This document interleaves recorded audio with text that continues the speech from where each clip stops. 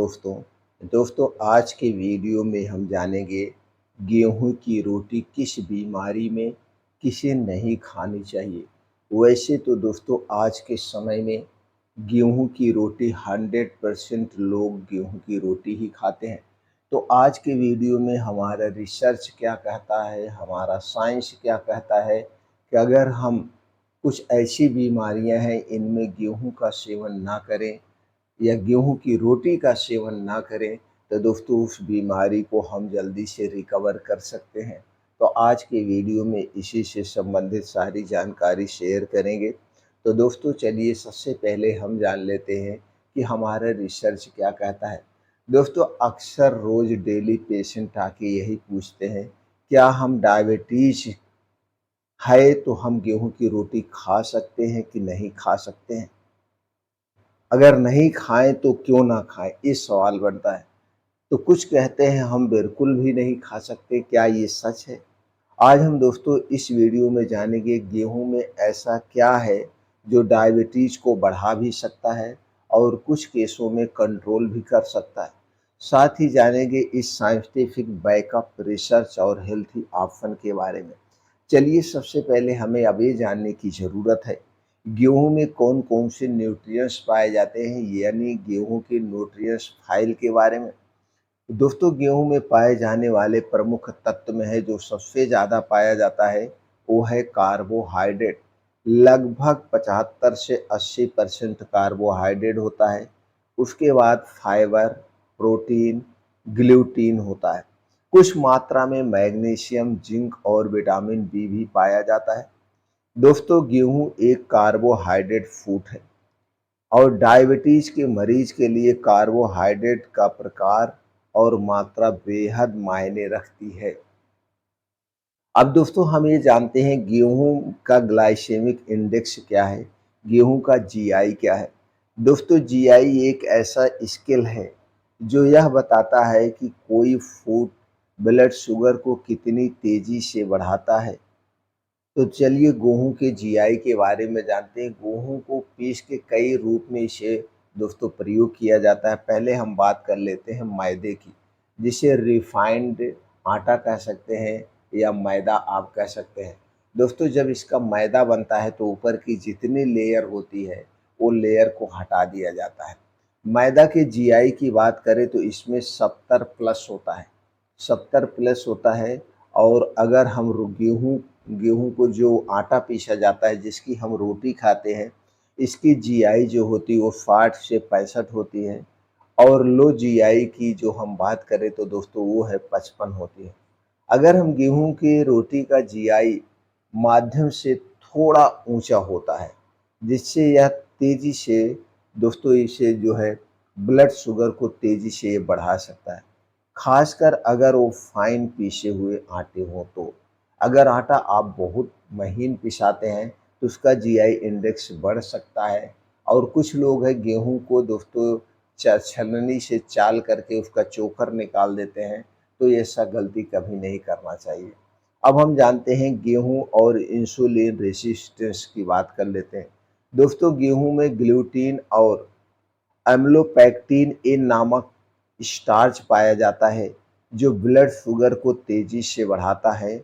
और अगर हम लंबे समय में इंसुलिन रेजिस्टेंस को पैदा भी कर सकता है। जिन लोगों की डायबिटीज कंट्रोल में नहीं है उनके लिए गेहूं की रोटी रोज खाना ब्लड शुगर को और अस्थिर बना सकता है। यानी कि अब आप यहाँ पे समझ चुके हैं जिसका ब्लड शुगर हाई रहता है और ज़्यादा दिन से है, कंट्रोल नहीं हो रहा है, अगर वो गेहूं की रोटी खा रहे हैं तो ये ब्लड शुगर को कभी डाउन नहीं होने देगा। सीधे तौर पे यहाँ बात निकल के ये आती है कि हमें गेहूं की रोटी खाना चाहिए कि नहीं खाना चाहिए, इसको हम लास्ट में बात करते हैं। अब हम बात करते हैं क्या गेहूं सभी डायबिटीज के लिए खराब है। दोस्तों जरूरी नहीं है कि हर डायबिटिक व्यक्ति के लिए गेहूं नुकसानदेह है। अगर रोटी में हाई फाइबर और लो जीआई फूड मिलाया जाए, जैसे सिर्फ गेहूं की रोटी नहीं, इसे हम मिक्स करके ले तो इसमें किसका आटा हम मिक्स कर सकते हैं, चने का आटा, बाजरे का आटा, ज्वार का आटा, तो उसको उसको जो है तब फिर उसका असर जो है वो अलग हो सकता है, तब बदल सकता है। गेहूँ को हेल्थी बनाने के लिए हम दोस्तों मल्टीग्रेन आटा तैयार कर सकते हैं, जैसे बाजरा, ज्वार और चना ये तीनों मिला लें, तो गेहूँ लेकर के 4 चीज़ें हो गई, इसका आटा हम बना सकते हैं।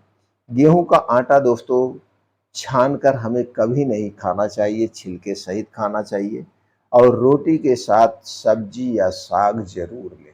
जब हम सब्जी और साग लेते हैं तो सब्जी और साग दोस्तों क्या होता है ये एक अल्काइन प्रोडक्ट है और इसमें सभी तरह के प्रोटीन्स, विटामिन्स, फाइबर पाए जाते हैं।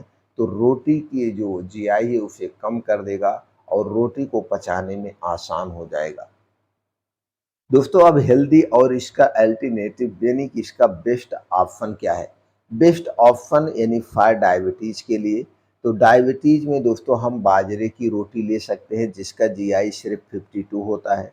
ज्वार की रोटी ले सकते हैं जिसका जीआई 55 होता है। चना आटा की रोटी ले सकते हैं, इसमें हाई फाइबर, लो कार्ब होते हैं और उसके साथ हम कच्चे सलाद को भी खा सकते हैं। जब हम सलाद लेते हैं तो जीआई के जो बढ़ा हुआ जीआई है उसे कम कर देगा। तो दोस्तों आपने समझ गए कि गेहूँ की रोटी का इंडेक्स क्या होता है। अगर हम गेहूँ की रोटी डायबिटीज़ में खा रहे हैं तो किस तरह की रोटी खाएँ। तो दोस्तों अब हम बात करते हैं कुछ खाने की दिनचर्या के बारे में। अगर आपका ब्लड शुगर हमेशा हाई रहता है, डाउन नहीं हो रहा है, तो रात का खाना दोस्तों सूर्य डूबने के 1 घंटे पहले खाना शुरू कर दीजिए। सूर्य डूबने के बाद खाने के नाम पे कुछ मत खाइए। पीने के तौर सिर्फ़ और सिर्फ़ पानी पी सकते हैं और रात में जो शनि सूर्य डूबने के पहले आपका खाना होगा, उसमें सिर्फ़ रोटी सब्ज़ी का प्रयोग करिए या साग रोटी का प्रयोग करिए और यह खाना आप दोस्तों आधे पेट खाइए। इसमें अगर आपकी डायबिटीज़ बहुत पुरानी है, ठीक नहीं हो रही है, तो गेहूँ हटा दीजिए।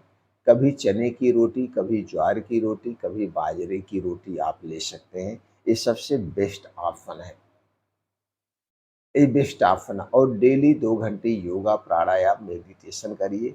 इससे दोस्तों आपका ब्लड शुगर 100% कंट्रोल होगा और अगर इस नियम को पालन करेंगे, इसके साथ-साथ डेली योगा, प्राणायाम, मेडिटेशन करेंगे, चीनी, मैदे से बनी हुई वस्तुओं का सेवन नहीं करेंगे, तो दोस्तों आपकी डायबिटीज़ बिना दवा के कंट्रोल रह सकती है। ये आपके अपने हाथ में है। इसको आप कर सकते हैं। तो दोस्तों वीडियो में मेन निष्कर्ष क्या निकल के आया? गेहूँ की रोटी डायबिटीज़ में पूरी तरह से खानी चाहिए या छोड़ी जा सकती है, पर उसे कैसे, कितनी मात्रा में और किन चीज़ों के साथ खाया जाए, तो सबसे बात अलग होती है। अब दोस्तों आप क्या सोचते हैं, गेहूँ छोड़ देना चाहिए या मिला-जुला आटा लेना चाहिए? हमें कमेंट में ज़रूर बताइएगा। तो दोस्तों इस वीडियो को आप ज़्यादा से ज़्यादा लोगों तक शेयर करिए जिसको डायबिटीज़ है। इसी तरह से स्वास्थ्य से संबंधित जानकारी लेने के लिए, जुड़ने के लिए चैनल को सब्सक्राइब कर सकते हैं।